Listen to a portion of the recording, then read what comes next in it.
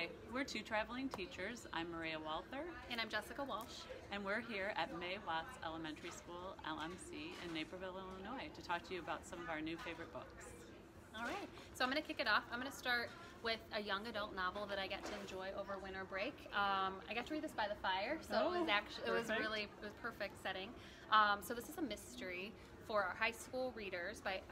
This Is Our Story by Ashley Elston. And what intrigued me about this was that there's a murder. It's a murder mystery, and it makes me think of like my days back reading R.L. Stine, where the murderer was one of the friends. And so that's the case with this story. 5 friends go into the woods to hunt, and only 4 come out. One of them is injured fatally by a rifle shot, and all 5 boys' fingerprints are on the gun because they had all used it while hunting. Okay. And so the main character, Kate, knows the boys, and she works for the defender who is going to investigate, and so she has kind of an in, but she also has connections to the boys that you don't find out until the mystery unravels. So just a great read for your high school readers who like suspense and mystery.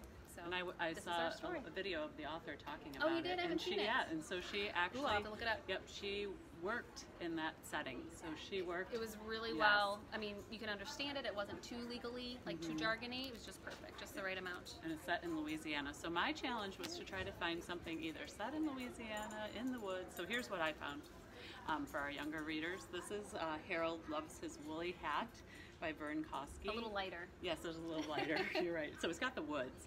And it's about this little bear named Harold who absolutely loves his woolly hat, but a crow steals his hat. Okay. So what I liked about this is it would be great for retelling or for showing kids that the middle of the story, because Harold tries 3 things to try to get his hat back.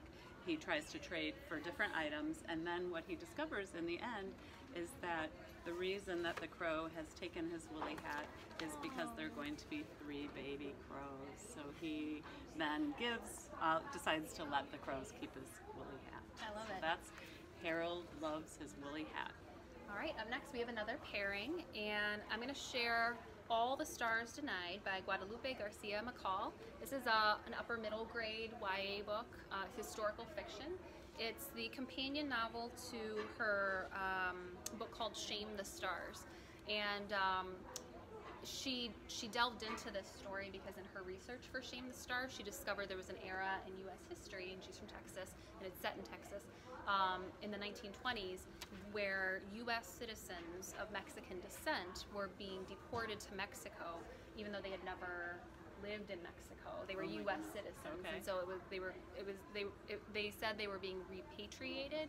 However, their home was the United States, and so waves of U.S. citizens of Mexican descent were being sent over the border by a variety of different ways and put into fenced-in areas or corrals, and often without paperwork because sometimes they were taken in the middle of the night. And so that's what happens to the family in this book. The main character, Estrella, and her mother and baby brother are taken in the middle of the night, and they're left to their own devices. Her father has been taken and separated from them, and they don't have their paperwork to prove they are U.S. citizens. And so, in the eyes of the Mexican government, they don't have the paperwork to prove it. And so, it goes through just the struggles they faced, and woven throughout the story, which I love, are poems that Estrella has written. She's a poet, and so you can see what looks to be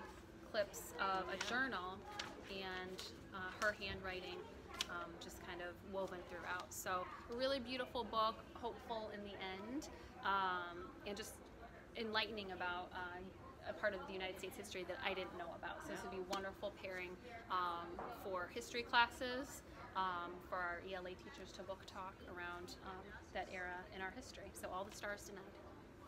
And I paired that with, of course, I'm sure you probably know this book, but Carmela Full of Wishes. So if you haven't seen it, it's by Matt De La Pena and Christian Robinson, who of course wrote Last Stop on Market Street together, wrote and illustrated.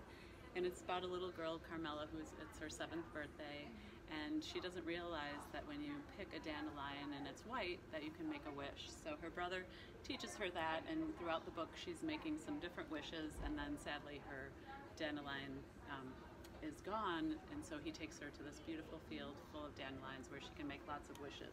But Christian Robinson chose to do the illustrations in Papal Picado, and this is the most beautiful one where she wishes for her father who has been deported because he doesn't have his papers back.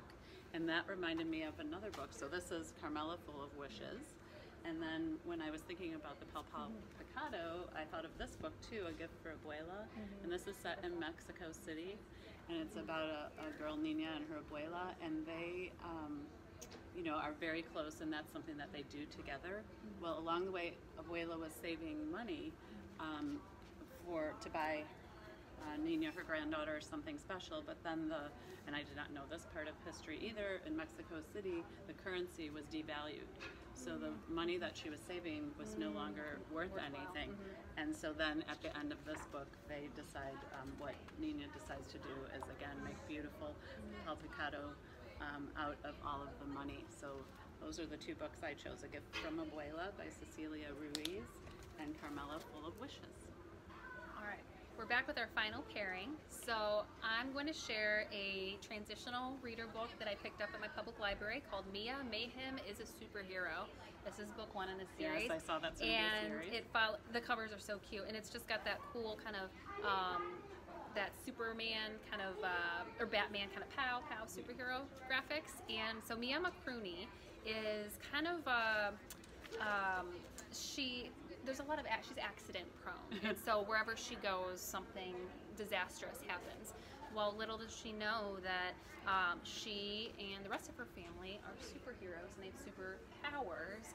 And so she finds out that she's going to now be starting school with other kids who have superpowers too, that all those things that she thought made her accident prone were actually part of her superpowers. Okay. And so at school she's going to learn how to kind of manipulate those for good, but of course there's all kinds of crazy things that happen along the way. So that's Mia Mayhem is a Superhero.